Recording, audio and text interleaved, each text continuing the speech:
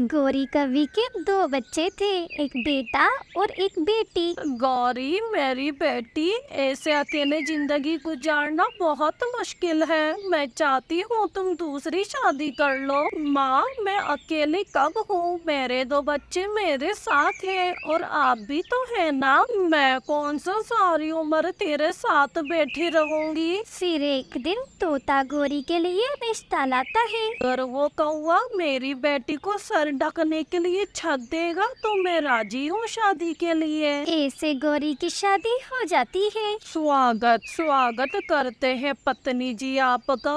मैं कालू, आपका पति। बस थोड़ा दारू पीता हूँ और कोई कमी नहीं है। माँ, ये क्या किया आपने? मैं आप पे इतना भी बोझ ना थी जो मेरी शादी ऐसे शराबी से कर दी। गौरी के बच्चे अभी छोटे थे, वे अपने बच्चों की खातिर चुप रहकर सब सहन कर जाती है। ऐसे ही दिन गुजरते हैं। कालू हमेशा नशे में पड़ा रहता, ना कुछ कमाता ना कुछ धमाता। छोटी छोटी बातों पर गौरी पर अपना हाथ उठाया करता। अब गौरी बड़ी कोठियों पर काम ढूंढती है। गौरी को चिड़िया के घर साफ सफाई का काम मिल जाता है। ऐसे ही दिन गुजरते हैं और गौरी अपनी कमाई से जैसे तैसे बच्चों का स्कूल में दाखिला करा देती है। माँ, आज स्कूल में हमसे फीस मांग रहे थे। हाँ माँ, टीचर ने कहा है अगर फीस जमा नहीं हुई तो वो हमें परीक्षा में बैठने नहीं देगी। तुम परेशान ना हो बच्चों,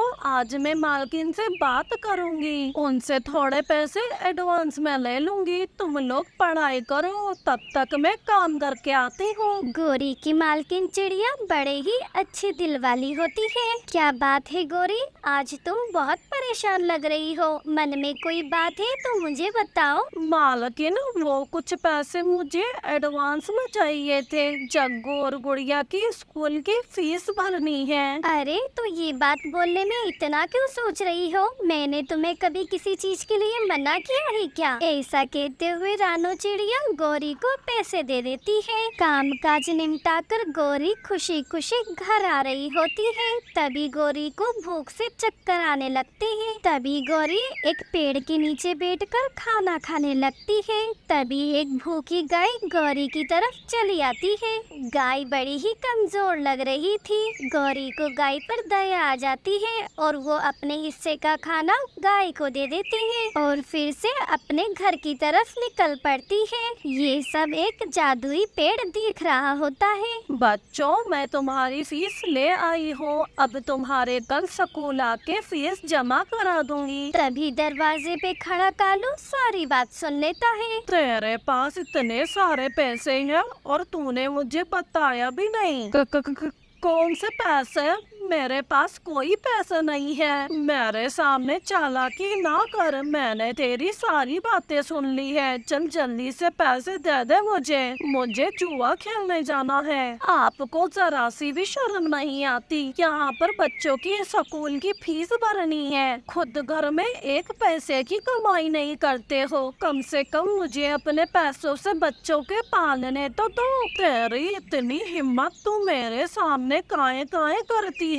इतना कहकर कालू गौरी को बुरी तरीके से मारने पीटने लगता है। गौरी की चीख सुनकर जादुई पेड़ गौरी की झोपड़ी में प्रकट हो जाता है। वो देखता है कालू गौरी को बहुत बुरी तरीके से पीट रहा है। बूढ़े पेड़ को ये देखकर बड़ा तेज गुस्सा आता है। अब वे अपनी शक्तियों से कालू को उठा उठा कर पटकता है। छोड़ो मुझे बहुत दर्द हो रहा है। जब खुद को मार पड़ी तो बहुत दर्द हो रहा है। जब गौरी को इतनी बेरहमी से मार रहे थे तब उसे दर्द नहीं हो रहा था। आज तो तुझे किसी हालत में मैं नहीं छोड़ूंगा। अब कालू डर के मारे भाग जाता है। गौरी बेटी, मैंने रास्ते में देखा तुम्हें। तुमने किस तरह भूखे होते हुए भी उस गाय की मदद की थी। अब तुम्हारे जैसे पक्षी देखने को नहीं मिलते हैं। सब अपना अपना स्वार्थ ही साधते रहते हैं। तुम इतने नेक दिल की पक्षी हो, इसलिए आज से तुम्हारी रक्षा मैं खुद करूँगा। और मेरी तरफ से ये लो तुम्हारा इनाम। ये जादुई सब्जियों के बीज है। ये सब्जियाँ तुम्हारी सारी मुश्किलों को हल कर देगी। इन बीजों से उगी सब्जियाँ कभी खत्म नहीं होगी। इन सब्जियों को जिंदगी भर बेचकर तुम अपना और अपने बच्चों का पेट आराम से पाल पाओगी। ऐसा कहकर जादुई पेड़ वहाँ से गायब हो जाता है। अब गौरी पेड़ बाबा के दिए बीज बो देती है। अगली सुबह देखती है उसके आंगन में सब्जियाँ उग आई है। पेड़ बाबा, आपका बहुत बहुत शुक्रिया। अब आपकी वजह से मैं आत्मनिर्भर बन पाऊंगी। गौरी की सब्जियाँ ताजा ताजा और हरी भरी होती है, इसलिए गौरी की सब्जियाँ 1 घंटे के अंदर ही बिक जाती है। इसके बाद से गौरी के घर में खाने पीने की कोई कमी नहीं होती। गौरी अपने आगे का जीवन अपने बच्चों के साथ खुशी खुशी व्यतीत करती है। दोस्तों, जो नेक दिल होता है उसकी भगवान किसी न किसी रूप में जरूर मदद करते हैं। आपको हमारी ये कहानी कैसी लगी?